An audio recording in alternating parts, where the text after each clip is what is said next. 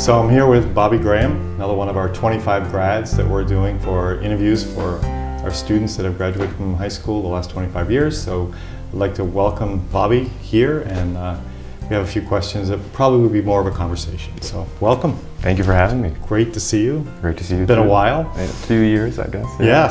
Yes. So catch us up on you, what you're doing now. I have some other questions later, Bobby, about how do we do with you as a student in our K-12 educational arena. So Sure. Catch us up for a Sure. little bit. So graduated in 2012, and from there I went to Keene State College. Did baseball for the first 2 years. It was great, and then the last 2 years I decided student body president, and that was a great experience, and kind of led me into the job that I have now, where I work on constituent services and issue outreach for Congresswoman Ann Kuster. Terrific. Yeah. Tell me about some highlights at Keene State that you remember. Things that you would often tell your friends. Geez. Well, I guess one of the things that I'm more well known for, and I don't know if it's a good thing, but my junior year, when I was student body president the first year, there was the Pumpkin Fest riots at Keene, and so that was in essence a great opportunity for the community, and a great lesson in many ways. While it was terrible, we learned from that, and out of that we had so much creation, and in many ways I believe that college is better for it today than it was before. So it was a great experience all in all. Aside from that, I was an economics major. I studied statistics as well. I did a lot of work around income inequality. It's kind of where I got my political stuff, and I started drinking the Kool-Aid a little bit, but became an absolute nerd. And it was interesting because in Sauhegan I wasn't a great student. I didn't get the best grades, but coming out of this school gave me such a hunger for knowledge, and that really manifested itself once I got to college and I was able to study more of what I wanted and delve into the kind of things that I really loved. And you know that when I was here and my junior year, I had gotten rid of the decile system with some of my best friends, and that was a large 8-month endeavor that we had gone through. I remember those board meetings as well. Yeah, that was a lot of fun. That really seeded so much of why I started to study economics, and why I became student body president at Keene State College, and why I now work for a congresswoman, because in those moments is when I finally found what I loved doing, working with the community towards positive change. And I've been lucky to have that opportunity and been afforded the chance to continue to do that over these past few years. Great. If you think about kindergarten through grade 12. Well, I actually didn't move to New Hampshire until 7th grade. And so I had joined the middle school in 7th grade. And being a new kid in this town was fairly easy for me. I must admit, it was just from day one. I had people asking me, what's your name? Would you like to hang out? Are you going to the next period? And from that moment, from the very first week that I was in New Hampshire, I still have 2 of the same best friends. One of them, Alexander Kempf, and the other Scott Doyle. Yeah. They became my friends with my first week at school here, and we have stayed true ever since. It's great to hear. I remember both of them. Academically, grade 7 through 12. Academically, how did we do for you? Well, you just mentioned a few disclaimer, things about, I did not do well. I did not have a high GPA or academic standing in many ways, but in many ways it didn't matter to learn in this school system, though I didn't excel in the performance aspect.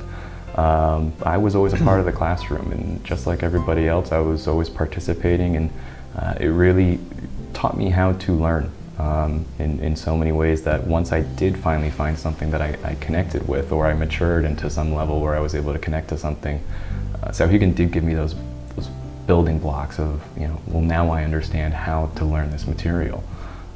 I remember teachers, and I still communicate with a lot of them, Viet Pham and the Phams, and Chris Brooks, I'll see him every once in a while. We did some work while I was at Keene State, actually, and some very lasting relationships just because of the teachers that made an impact on my life. I remember having a similar conversation with you in the info center one afternoon. I don't know if you remember that time. We were sitting in the info center, we had this conversation. Right. So to add on to that, so how did we, or did we, so I haven't seen you in a while, you look great, you look happy, you're successful. How did you get from high school to this? What are some things, some pitfalls or non-pitfalls or things that you had to go through or things that we could help you with or did help you with to get to be as successful as you are? It wasn't an easy road and it wasn't graceful. There were some hard times and you know my mother, and she can be persuasive at times. And so she is a big reason as to why I'm here right now and where I am, as much as I may not like to admit it sometimes. But beyond that, I remember I had one teacher, and I won't call him out by name for this story, but I was looking for some writing help, and they sat me down, and I remember them after school one day, just one-on-one, saying, before we start writing, you need to know that it's going to be really hard for you in college because you don't work nearly as hard as you should. And you are one of the smartest, most analytical people I have ever met personally. And so if you don't start to get this stuff, I'm not going to bother doing this anymore because you are giving up too much of an opportunity with who you are. And that has stuck with me ever since. And she was right, it was hard. But it was the kind of thing that reinforced the notion of Sauhegan helped reveal who I was to myself. And I knew going into college at that point, you know, the direction of my life and where I wanted to go. Without that foundation and without something to kind of pull back on to say, you know, I did well at Sauhegan and I had the friends group, I had people that loved and supported me. That played a huge role in those moments when you're up at 3 a.m. doing homework and thinking, you know, is this worth it? And those messages that some of the teachers can send to you doesn't leave, that's for sure. So a significant piece of your day in Sauhegan is advisory. The middle school is looking at instituting an advisory program. Talk to me about memories you have from your 4 advisories and the importance of that in your day-to-day operations at the high school. Advisory is maybe what I remember most, ironically. Freshman year I had Vince Tom, and I had some friends there people I would never have probably reached out to at the middle school. I didn't talk to them. And it was a great way to get a hold of the Sauhegan element of, you know, we are a community. Whether you like it or not, these are your neighbors, and so you better get to be friends with them. And it's not like it's hard to do that. So, you know, it was a great way to kind of open up the Sauhegan model to somebody as a freshman. Throughout the next years, it became a place of release. My junior year and senior year, we had elected to stay together as an advisory because we had loved each other so much. And that's pretty unusual. It can be, yeah. And so it was with Viet Pham, and there were so many people from that group that I have never hung out with outside of school, outside of advisory. But inside of advisory, we were all best friends. And that's given you so many skills when you need to go out into the professional world and you need to go make friends. That's part of my job right now is going out and building relationships with people I don't know. And so he can force you to do that in a way that at first made you uncomfortable, but in the end made you a better person. Talk to me about your senior project. So how did that get started or thought about, and how did it work out? So my senior project, I did how to make a documentary because I wanted to capture my grandfather's experience on the South Pole. He was one of the first 48 men to ever go to the South Pole as a CB in 1956. And that was a story that was too rich not to be told in some way. And so I had never done anything with film. I had never been a tech person in general. And so In that sense, it was good to get out of your comfort zone. In another, it was challenging, really challenging. I got a really new appreciation for a lot of the works that happen behind the scenes and how to interview somebody, and some of the frustrations that correlate with that. But the finished product is something that we'll have for the rest of our lives, and as a memory of my grandfather. And so that was an opportunity I was not going to waste on that. Wonderful, wonderful. Other things that you may see as highlights of your middle school or high school career that pop out? There's something about the relationships that you build in this town, and after 4 years at another school, Keene State College, which I love and I'm a proud alumni of, even I will firstly admit that it didn't capture the sense of community, the sense of if there's a problem, we're going to solve it. If something's not working, we're going to mobilize. If we need to do better, we are all going to, leverage our assets together and come together in a way that isn't happening in other places. And I do a lot of traveling around the state now. I've done 45,000 miles this year, and that's pretty much all New Hampshire. And I can honestly say that it doesn't happen in a lot of places like it happens here. Terrific. Talk about your future. What's on the horizon for Bobby Graham after this year, after 2 years with maybe sticking with what you're doing now, but what's on your horizon? What are you and your friends talking about? That's a tough question. It's tough to think about what I want to do in the future right now, because the reason I wanted the job I have now, and the reason I took this job, is because it gave me the chance to travel 45,000 miles in a year, mm-hmm. and go and become so familiar with the state of New Hampshire, a state that I've come to call home and always will. I'm learning so much, mm-hmm. Mm-hmm. With this experience, that it's not something that I'm letting thoughts of my future get in the way of. In many ways, I'm allowing this job to help me steer what I want to do later on in life, because it is giving me such a rich opportunity to see what is out there. I've got thoughts of, obviously having a family and whatnot someday. In the meantime, and in the short term, I just love what I'm doing. And as opportunities come up, I say yes most of the time.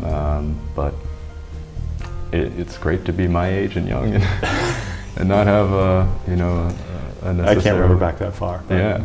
So. But people are going to naturally go to politics for you.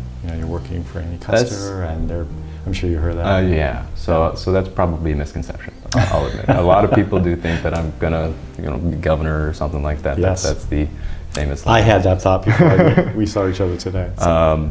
And that's the one that if I were to get out of people's head, that's probably that one. There was a time when I thought I was going to be in politics, and I don't think I'll ever leave being political. I am a politics nerd.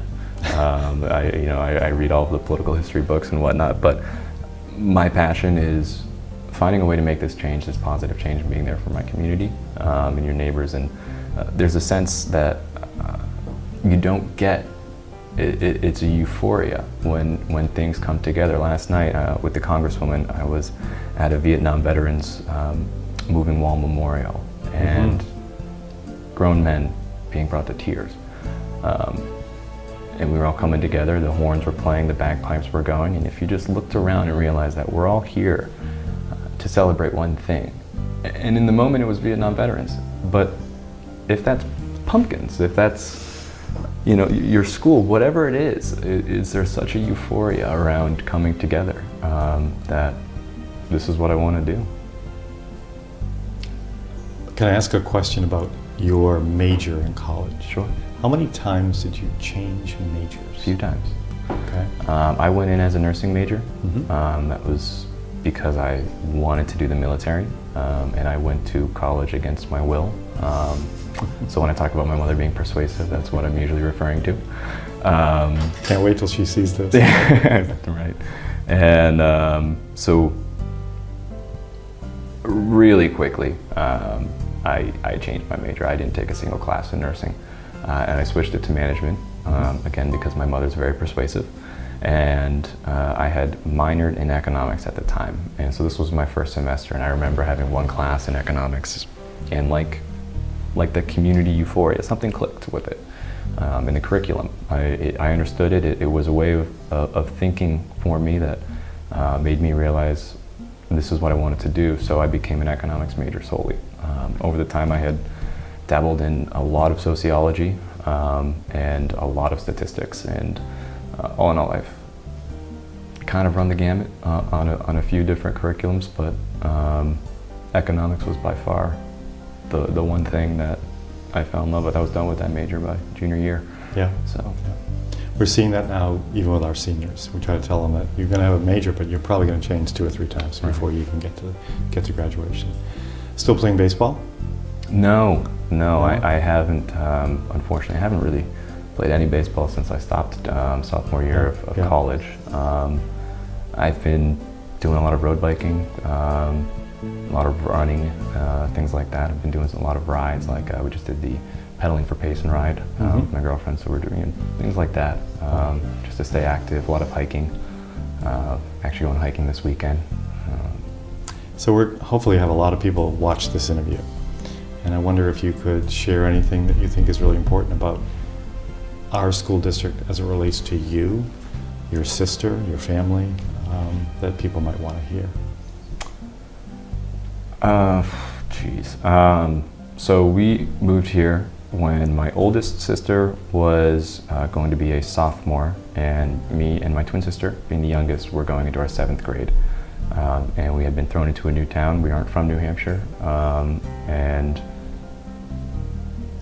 it was incredible looking back to see just how lucky we got to pick Amherst and to pick this school system.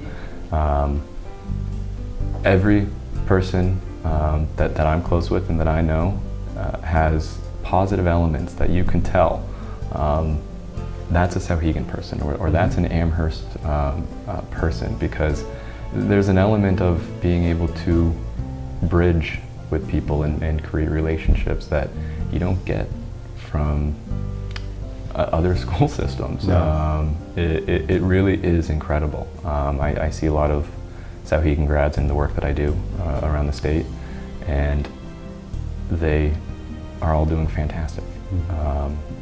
And this is honestly one of the best places that you could have just a group of 1,000 16-year-olds. It doesn't sound like a good idea, but you walk in and all of a sudden magic happens, and we're all better for it. So, well, one of the hallmarks that I heard before I arrived here was that, and you're doing this throughout this interview, is students from Sauhegan look you in the eye, they talk to you, they make sense, they're intelligent, they're happy, and clear example today of what I'm seeing in you.